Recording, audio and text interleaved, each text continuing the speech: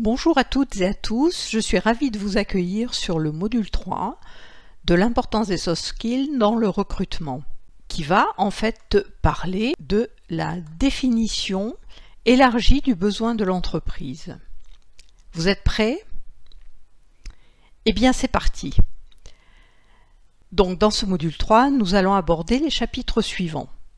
Les soft skills au sein de l'entreprise, les soft skills au sein de l'équipe, les soft skills 1 plus 1 supérieur à 2, les soft skills du candidat, les soft skills dans l'offre d'emploi, génération Y ou Z digital native et soft skills et marque employeur.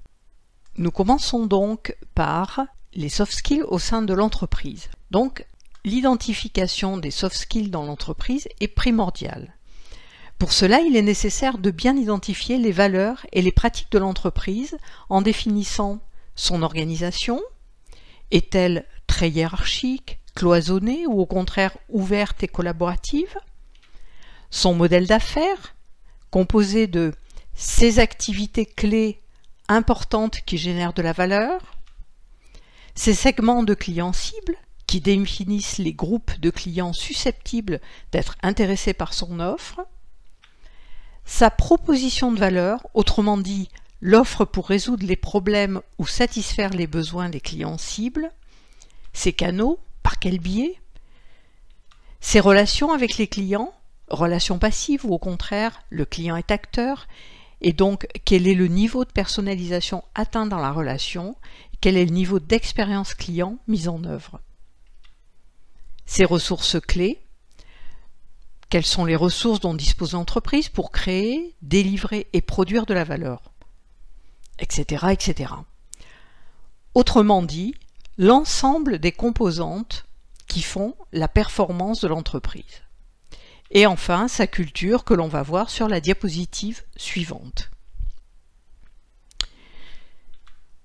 Donc la culture de l'entreprise est l'ensemble des valeurs, des pratiques et des méthodes partagées au sein d'une entreprise ou d'une organisation. Voici quelques exemples. On peut avoir donc la culture du process industriel, la culture de l'innovation, la culture du secret, la culture du risque. La culture d'entreprise peut être vue, dans certains cas, comme une force qui permet à l'organisation d'avancer efficacement, ou dans d'autres cas, comme une faiblesse qui va limiter sa performance. Il est primordial de valoriser la culture de l'entreprise et, au travers de celle-ci, d'identifier les comportements fondamentaux qui pilotent et qui construisent l'ADN de l'entreprise. En conséquence, on peut faire les rapprochements suivants entre culture et soft skills nécessaires.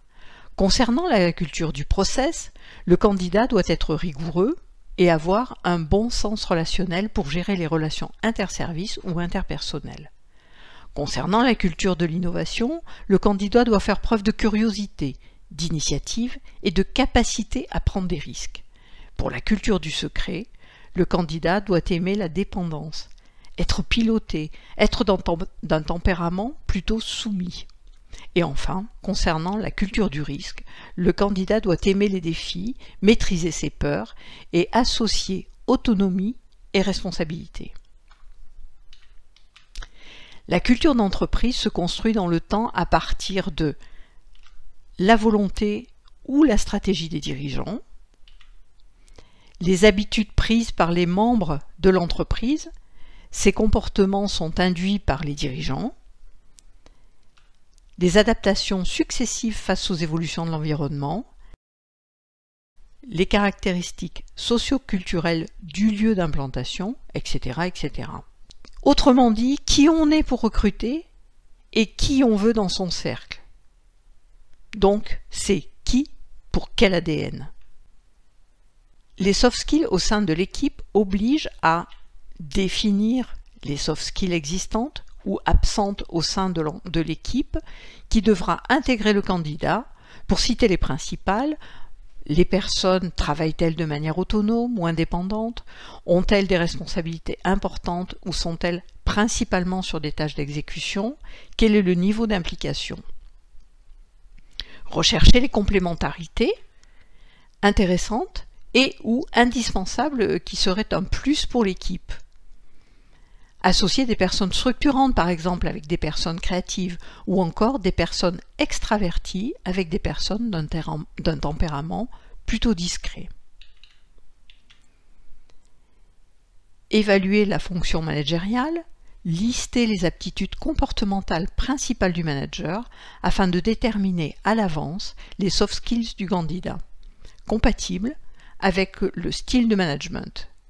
L'évaluation de la fonction managériale est très importante. Si par exemple, le manager est plutôt autoritaire, le candidat, très autonome et en force de proposition, risque de se sentir rapidement frustré face au comportement de son manager. À partir de là, le manager a toutes les chances de se mettre en rivalité avec le candidat. À terme, le risque est important d'aller vers une situation d'échec. À l'inverse, si le manager est plutôt de type laxiste et qu'il recrute un collaborateur de profil indépendant, eh bien ce dernier sera totalement livré à lui-même et donc ne contribuera pas à renforcer de manière optimale la performance opérationnelle de l'organisation. Et puis, dernier point, lister les interactions fortes imposées par la fonction du candidat avec les autres services. Les interactions avec les autres services de l'entreprise peuvent nécessiter de forts besoins d'articulation. Pour limiter le travail en silo, qui altère la chaîne de création de valeur. Pour exemple, c'est le cas de commerciaux qui transmettent des cahiers des charges clients incomplets, imprécis, ce qui va rendre difficile le travail de cotation du projet. Dans cette démarche, il est important d'établir un retour d'expérience en analysant les recrutements précédents. Qu'est-ce qui a marché? Pourquoi? Qu'est-ce qui n'a pas marché? Pourquoi? Cette analyse peut être inspirante et peut permettre d'éviter de reproduire des erreurs. Les praticiens de la pensée systémique parlent donc du 1+1 supérieur à 2. Les soft skills de l'entreprise reposent sur les capacités individuelles des collaborateurs, mais aussi sur les opportunités de complémentarité. Pour exemple, dans une entreprise de développement de logiciels, les développeurs et les designers travaillent de manière collaborative sur des projets. Chaque collaborateur possède ses propres hard et soft skills. Le développeur possède les soft skills suivantes: une capacité de concentration élevée et un esprit d'analyse très développé. Le designer, lui, possède les soft skills suivantes: une grande empathie et une forte créativité. Lorsque plusieurs personnes travaillent ensemble, de leur association vont émerger de nouvelles compétences. Si la collaboration entre le développeur et le designer s'effectue de manière harmonieuse, alors la confiance s'instaurera entre eux. Cette confiance mutuelle alimentera un optimisme quant à la capacité d'atteindre l'objectif. Et enfin, la confiance et l'optimisme vont renforcer l'envie de collaborer, donc la cohésion. La complémentarité des soft skills renforce le capital humain et productif de l'entreprise, qui est un véritable levier à la performance de l'entreprise. Vous avez en bibliographie donc le réflexe soft skills, les compétences des leaders de demain des éditions Duno. Les soft skills du candidat. Il est nécessaire d'établir quels sont les attendus en termes de soft skills, mais aussi de hard skills, du candidat au regard de la fonction et de son environnement. Quels sont les attendus en termes de responsabilité et, le cas échéant, de capacité managériale et ou relationnelle? Quels sont les attendus au regard des contraintes et des opportunités liées à l'environnement de l'entreprise et en adéquation avec l'ADN de celle-ci? Dans un environnement fortement concurrentiel, l'entreprise aura, par exemple, une culture de l'innovation pour se différencier et avoir une longueur d'avance sur ses concurrents. Les attendus pour un recrutement sur une fonction liée au développement devra correspondre à l'ADN de l'entreprise, ce que nous verrons sur la diapositive suivante. Par ailleurs, selon la génération du candidat, l'entreprise devra se questionner sur sa capacité à répondre aux attentes et aux priorités de ce dernier. Plus loin, un chapitre est consacré aux générations Y et Z. Pour permettre à une personne d'agir efficacement dans une entreprise, il est nécessaire que l'environnement de l'entreprise soit en adéquation avec le savoir-faire, les hard skills, donc compétences techniques de cette personne, son savoir-être, soft skills, son rapport à la hiérarchie selon les générations, ainsi que les besoins exprimés ou ressentis de la personne, perspectives de carrière, formation, avantages sociaux, éléments de bien-être, sécurité, etc., etc. Les soft skills dans l'offre d'emploi. Voici un exemple pratique de la définition de soft skills spécifique à un poste et en adéquation avec un secteur d'activité défini. Le secteur, la performance énergétique des bâtiments, un enjeu environnemental avec des contraintes économiques, sociétales et réglementaires. Les innovations se multiplient dans ce secteur, matériaux, équipements, modes de construction, systèmes de pilotage. L'offre fera apparaître les soft skills suivantes, de nature rigoureuse et organisée, vous faites preuve de qualité relationnelle et d'esprit d'initiative. Seront privilégiés ici les candidats prudents, dotés de prise de recul, se sentant bien en groupe, attachés aux méthodes et stimulés par le dépassement de soi. Dans une offre d'emploi, il est important de trouver le point d'équilibre entre hard skills et soft skills. Ne pas en rester aux hard skills, compétences techniques, en définissant uniquement des tâches, mais ouvrir sur les soft skills afin d'exprimer la demande en termes de responsabilité pour être plus impliquant en termes d'initiative et d'autonomie. Génération Y ou Z, digital native. S'adapter aux différentes générations est indispensable pour développer son attractivité. Pour les 18-30 ans, millénials, les entreprises font face à l'irruption d'une génération porteuse de nouvelles attentes au travail, auxquelles il est souhaitable qu'elles répondent en offrant donc de nouvelles relations humaines, de nouveaux modes d'organisation plus ouverts, en établissant de nouveaux rapports à la hiérarchie et à la prise de décision, moins top-down, moins directifs et plus explicatifs pour donner du sens. Une intégration croissante des technologies numériques à tous les niveaux de réflexion, de production ou de prise de décision. Ces générations sont soit tombées dedans petits, soit nées avec. Une prise en compte d'objectifs stratégiques émergents tels que la RSE et croissance inclusive. La RSE, responsabilité sociale des entreprises ou responsabilité sociétale des entreprises, regroupe l'ensemble des pratiques mises en place par les entreprises dans le but de respecter les principes du développement durable, c'est-à-dire être économiquement viable, avoir un impact positif sur la société, mais aussi mieux respecter l'environnement. Pour la croissance inclusive, elle est fondée sur l'idée selon laquelle la croissance économique est importante, mais pas suffisante pour générer une augmentation durable du bien-être, qui suppose un partage équitable des dividendes, de la croissance entre individus et groupes sociaux, la parité, la diversité, la conciliation entre vie professionnelle et vie personnelle, etc. etc. L'étude Manpower Group, en partenariat avec les EcoStart, de mai 2017, sur un échantillon de 1003 personnes représentatives de la population des jeunes de 18 à 30 ans, résidant en France métropolitaine, montre une photographie plus diversifiée de cette jeunesse au travail. Par rapport aux idées reçues, les jeunes au travail seraient insatisfaits, infidèles et impatients dans leur rapport à l'entreprise, privilégiant la satisfaction personnelle au détriment du collectif ou encore inconscients des nouvelles réalités. D'une part, les 18-30 ans ne sont pas insatisfaits, ils sont conscients des mutations actuelles, ils ne les voient pas nécessairement comme des obstacles à leur réussite ou leur épanouissement, même s'ils font part d'inquiétudes pour demain. Et d'autre part, à l'inverse d'une vision parfois monolithique de la jeunesse, l'étude montre une génération plurielle n'ayant pas nécessairement les mêmes aspirations ou les mêmes exigences au travail. Voici une représentation sous forme de schéma des 4 types de jeunesse face aux mutations du travail qui appellent 4 stratégies distinctes. Donc, à l'horizontale sont représentés les souhaits. À gauche, le souhait de stabilité et à droite, le souhait d'évolution.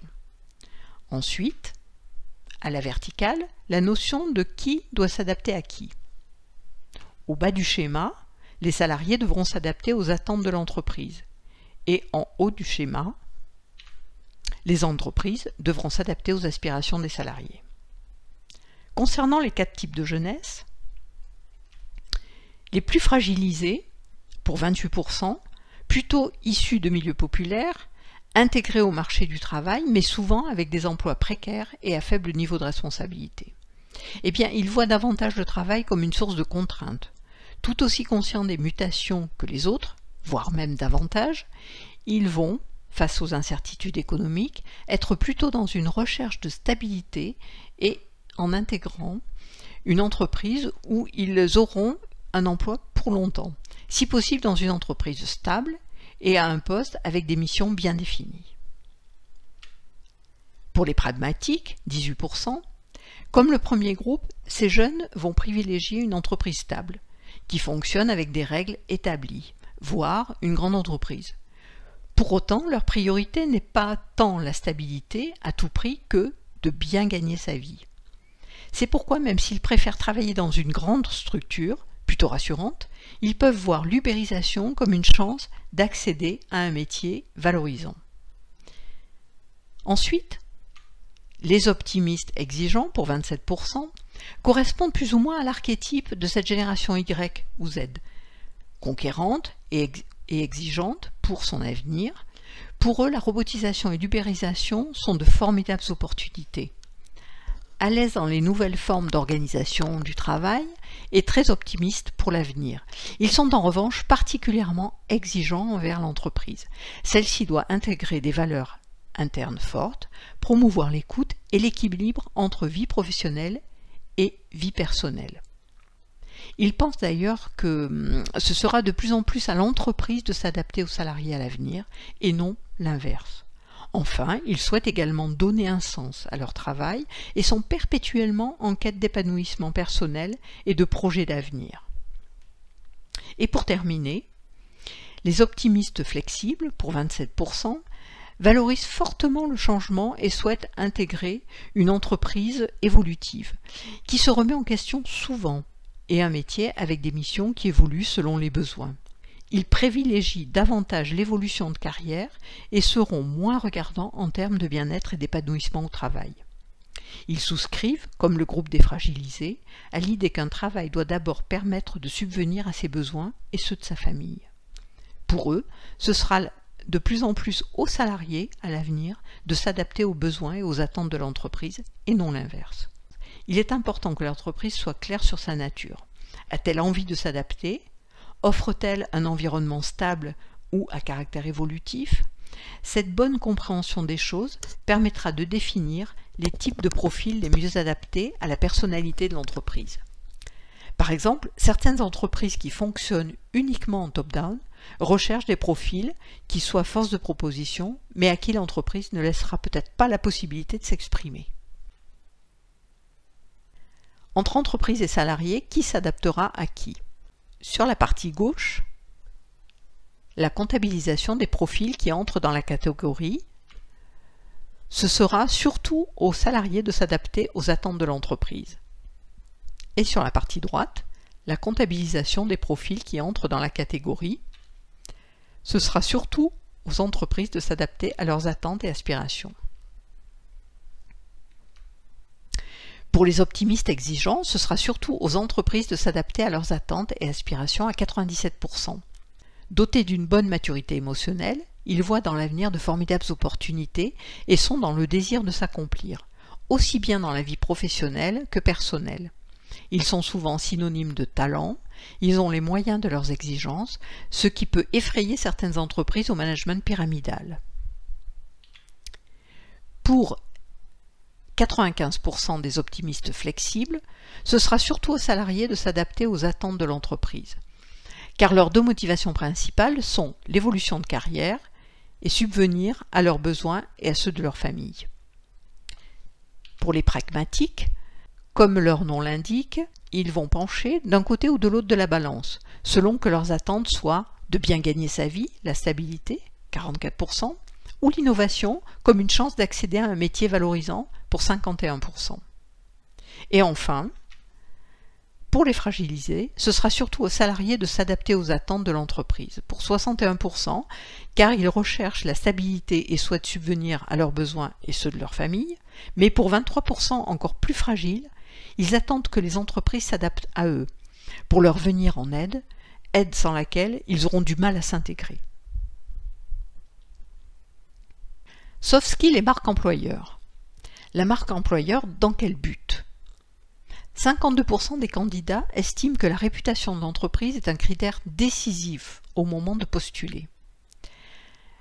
La marque employeur est constituée par les pratiques employeurs, la politique, les relations sociales, ensuite l'identité employeur, qui est attachée à la nature des activités et aux ressources requises, et enfin l'image employeur, qui est la projection des 2 points précédents à l'extérieur. La marque employeur doit répondre à 3 questions simples. Pourquoi rejoindre notre entreprise en tant que salarié? Pourquoi y rester? Et enfin, pourquoi y être investi? L'entreprise s'appuie sur sa marque employeur pour être plus attractive et attirer des talents.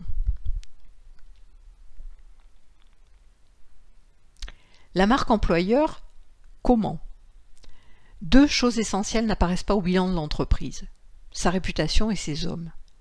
La valeur d'une entreprise ne se résume donc pas à son chiffre d'affaires ou à son portefeuille client. Donc la marque employeur s'attache à, en 1, diffuser une image positive de l'entreprise et renforcer sa réputation. En 2, améliorer l'efficacité de son sourcing sur la base d'une meilleure attractivité. En 3, fidéliser les collaborateurs, maîtriser et réduire son turnover. Et enfin, développer l'engagement et la fierté d'appartenance. La marque employeur cible à la fois la réputation et les hommes au sein de l'entreprise. Et pour cela, elle cherche à s'adresser de manière positive à la part émotionnelle des candidats et des collaborateurs, en créant des marques de différenciation autour des valeurs humaines. Les entreprises doivent reconsidérer leurs salariés comme des consommateurs de l'intérieur, en établissant des relations bidirectionnelles, authentiques et fondées sur la confiance. La marque employeur entraîne également une diminution significative des dépenses liées au recrutement. En plus d'améliorer la vitrine RH et de renforcer l'attractivité, la marque employeur touche directement au compte de résultat en diminuant les coûts de recrutement et le turnover. La marque employeur est donc un levier qui participe au business, donc intéressant pour les métiers sous tension. Les bénéfices de la marque employeur. La promesse employeur doit tout d'abord être sincère. Il est important pour la crédibilité et la pérennité de la démarche qu'il y ait une cohérence entre ce qui se dit à l'extérieur et ce qui se vit à l'intérieur. Les impacts en termes de coûts. Le coût par embauche est 2 fois plus faible. Le taux de renouvellement du personnel est 28% plus bas. Selon une étude du cabinet international Weber Sandvik, 50% des employés postent déjà des commentaires ou des contenus concernant leur employeur, dont plus d'un tiers sans que ce dernier n'en ait connaissance. Il faut savoir que 15% d'entre eux postent des avis négatifs. Et enfin, la marque employeur d'une entreprise est 2 fois plus susceptible de susciter de l'intérêt pour ses postes que son image de marque, car l'image de marque est centrée sur le produit, sa promesse, alors que la marque employeur est centrée sur les acteurs de l'entreprise. Les erreurs à éviter dans le développement de la marque employeur. Développer l'attractivité au détriment de la fidélisation des salariés. Créer une dissonance de communication ou une surpromesse. Ne pas impliquer les managers et les salariés, car qui mieux que les collaborateurs en poste connaît les atouts de son entreprise en tant qu'employeur. Si vous souhaitez en savoir plus sur la marque employeur, vous pouvez télécharger des guides pratiques sur les sites de Parlons RH et BPI France. Vous trouverez les coordonnées des sites sur le PDF. Eh bien, merci pour votre attention. J'espère que le contenu de cette vidéo a répondu à vos attentes. Vous pouvez télécharger le PDF ci-dessous. Je vous attends sur la prochaine vidéo dont le thème est « Évaluer les soft skills au cours du process de qualification du candidat ». Donc je vous dis à très bientôt.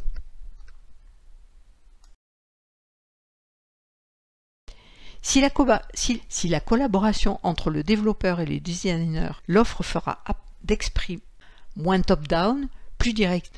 Ces générations soient claires et... Putain, il y a un truc qui ne va pas. Il privilégie... J'ai un problème avec cette phrase. Il est important que l'entreprise soit claire avec ça. Nous allons poursuivre génération Y ou Z digital. Pour poursuivre, ce sera surtout aux entreprises de... Je crois que j'ai tout mis de travers. Le taux de renouvellement du personnel est 22 fois plus susceptible de développer l'offre fera... Ah bah... Merde. Je recommence.